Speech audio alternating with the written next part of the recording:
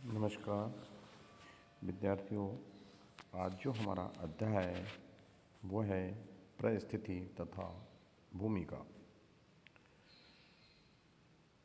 प्रत्येक व्यक्ति का अपने समूह या समाज में एक समय विशेष में कोई न कोई स्थान अथवा पद अवश्य होता है।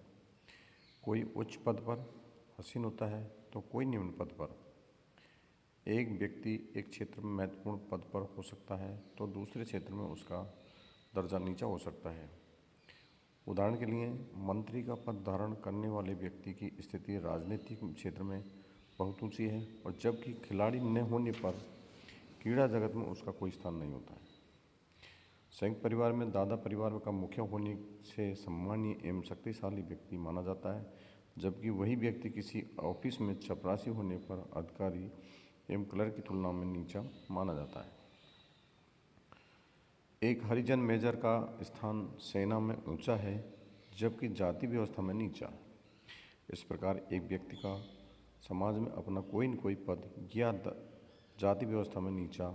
इस प्रकार एक व्यक्ति का समाज में अपना कोई न कोई पद या दर्जा होता है, जिसे समाजशास्त्री भाषा में परिस्थिति कहा जाता है।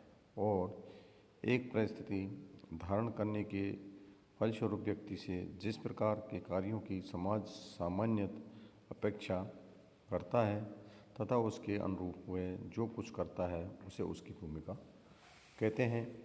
प्रत्येक समाज की संरचना एवं संगठन का निर्माण विभिन्न व्यक्तियों के द्वारा धारण की गई सामाजिक परिस्थितियों या भूमिकाओं के व्यवस्थित संयोग से ही होता है। जब समाज सामाजिक परिस्थिति का जाल है, अनेक परिस्थितियों की व्यवस्थित रूप से मिलकर ही संपूर्ण समाज का निर्माण करती है। समाज में उनके महत्व एवं उपयोगिता के आधार पर ही परिस्थिति के साथ साथ सम्मान व शक्ति भी जुड़ी होती है। एक परिस्थिति को धारण करने वाला व्यक्ति वैसा ही व्यवहार करता है जैसा उस परिस्थिति से संबंधित मापदंडों द्वारा अपेक्षित और मान्य होता है। एक पिता, पति, खिलाड़ी, राजनेता, अध्यापक, डॉक्टर, इंजीनियर, दुकानदार, छात्र आदि किस प्रकार के समाज में अपनी भूमिका अदा करेंगे, ये सामाजिक नियमों पर द्वारा तय होता है। परिस्थिति के अनुरूप भूमिका के निर्वाह की स्थिति के हम परिस्थिति एवं भूमिका संतुलन सामाजिक संगठन का मुख्य आधार है। इसके अभाव में समाज व्यवस्था विघटित होने लगती है। सामाजिक परिस्थिति के अनुरूप ही व्यक्ति समाज में परस्पर अंतक्रिया करते एवं सामाजिक संबंधों का निर्माण करते हैं। तो सामाजिक परिस्थिति एवं भूमिका के बारे में महत्वपूर्ण विचार प्रकट करने वालों में Linton, Hiller, Merton, Parson M Davis नामक समाजशास्त्री प्रमुख हैं। अरस्तु ने अपनी पुस्तक में राजनीतिक में परिस्थिति एवं भूमिका दोनों ही शब्दों का प्रयोग किया है। परिस्थिति का अर्थ एवं परिभाषा। परिस्थिति की अवधारणा को समझने के लिए हम यहाँ विभिन्न विद्वानों द्वारा प्रस्तुत कुल परिभाषाओं का इस प्रकार से उल्लेख करते हैं। तो इलियट एम मेरिल के अनुसार परिस्थिति व्यक्ति का वह पद है जिसे व्यक्ति किसी समूह में अपने लिंग, आयु, परिवार, वर्ग, व्यवसाय, विवाह अथवा प्रयत्न आदि के कारण प्राप्त करता है। ऑगबर्न तथा निमकॉफ के अनुसार परिस्थिति की सबसे सरल परिभाषा यह है कि वह समूह में व्यक्ति के पद का प्रतिनिधित्व करती है। लिंटन के अनुसार सामाजिक व्यवस्था के अंतर्गत किसी व्यक्ति को एक समय विशेष में जो स्थान प्राप्त होता है उसी को उस व्यक्ति की सामाजिक परिस्थिति कहा जाता है। उपरोक्त परिभाषा से ये स्पष्ट है कि परिस्थिति व्यक्ति की समूह अथवा समाज में पद की सूचक है। यह पद व्यक्ति को समाज द्वारा स्वतः ही प्रदान किया जा सकता है। यह व्यक्ति अपने गुणों एवं योग्यता के आधार पर प्राप्त कर सकता है। एक व्यक्ति की परिस्थिति सदैव ही दूसरे व्यक्ति की तुलना में ही होती है, अकेले व्यक्ति की कोई परिस्थिति की नहीं होती है। अर्थात जब हम ये कह सकते हैं कि अमुक व्यक्ति अध्यापक है तो इसका अर्थ यह है कि कोई उसके छात्र भी है। बिना छात्रों से कोई भी आवश्यक कैसे हो सकता है। इसी प्रकार से जब हम कहते हैं कि अमुक व्यक्ति नेता है तो है, इसका अर्थ यह नहीं है कि कुछ व्यक्ति उसके अनुयायी भी हैं, क्योंकि बिना अनुयायी के हम नेता की कल्पना भी नहीं कर सकते हैं।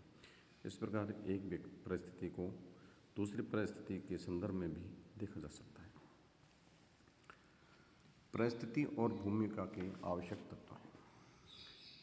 परिस्थिति और भूमिका को स्पष्ट समझने के लिए हम अनेक आवश्यक तत्वों का उल्लेख करेंगे। नंबर 1 पर, प्रत्येक समाज में एक परिस्थिति, उससे संबंधित भूमिका का निर्धारण उस समाज से संस्कृति कारकों द्वारा या मूल्यों द्वारा होता है। संस्कृति ही यह तय करती है कि किसे कौन सी परिस्थिति प्रदान की जाएगी और वह क्या भूमिका निभाएगा। नंबर 2 पर, परिस्थिति एवं भूमिका की अवधारणा को दूसरे व्यक्तियों के संदर्भ में ही समझा जा सकता है। एक व्यक्ति किसी परिस्थिति एवं भूमिका का संबंध अन्य व्यक्तियों की परिस्थिति एवं भूमिकाओं से होता है जो उनसे प्रभावित भी होते हैं। उदाहरण के लिए, प्राचार्य की परिस्थिति एवं भूमिका को प्रधानाध्यापक एवं छात्रों की परिस्थितियों एवं भूमिकाओं के संदर्भ में ही समझा जा सकता है। एक ही परिस्थिति या भूमिका का निर्वाह पृथक पृथक व्यक्तियों द्वारा अपने अपने ढंग से किया जाता है। प्रधानमंत्री के रूप में पंडित जवाहरलाल नेहरू, लाल बहादुर शास्त्री तथा मोरारजी देसाई द्वारा समान ढंग से भूमिकाओं का निर्वहन नहीं किया गया। नंबर 4 पर है, प्रत्येक परिस्थिति एवं भूमिका बिंदु के संपूर्ण सामाजिक पद का केवल एक भाग ही होता है। व्यक्ति समाज में एक साथ अनेक परिस्थितियों प्राप्त करता है और विभिन्न अवसरों पर उसके अनुरूप ही अपनी भूमिका निभाता है। उदाहरणतः, एक ही व्यक्ति डॉक्टर, पिता, पति, पुत्र के रूप में विभिन्न परिस्थितियों धारण करता है और उसका निर्वाह अवसर आने पर ही उनके अनुरूप करता है। नंबर 5 पर है, परिस्थिति एवं भूमिका के आधार पर संपूर्ण समाज विभिन्न परिस्थिति समूह में बटा होता है। इन परिस्थिति समूह के आधार पर ही हम किसी भी समाज की विशेषताओं को ज्ञान प्राप्त कर सकते हैं। एक परिस्थिति समूह की अपनी एक सी समस्याएं, विशेषताएं, स्वार्थ आदि होते हैं। अपने स्वार्थ की रक्षा के लिए कभी कभी एक ही परिस्थिति समूह के संगठन की भी पाया जाता है। उदाहरण के तौर पर पूंजीपति एवं श्रमिक परिस्थिति समूह के अपने अपने संगठन पाए जाते हैं। नंबर 6 पे, प्रत्येक परिस्थिति के साथ एक विशेष रूप, मूल्य एवं प्रतिष्ठा जुड़ी होती है जो संस्कृति द्वारा निर्धारित होती है। जैसे पश्चिमी देशों में भारत की अपेक्षा स्त्री की प्रतिष्ठा ऊँची है। नंबर 7 पे है, एक व्यक्ति एक ही समय में कई परिस्थितियों को धारण करता है, किंतु वे सभी का निर्वाह समान योग्यता एवं कुशलता के साथ नहीं कर पाता है। एक व्यक्ति अच्छा खिलाड़ी हो सकता है, किंतु वह एक असफल व्यापारी और लापरवाह पति भी हो सकता है। एक व्यक्ति समाज की प्रत्याशाओं के अनुसार जितने भी उचित ढंग से अपनी भूमिका निभाता है, उसकी समाज में उतने ही अनुपात में प्रतिष्ठा होती है।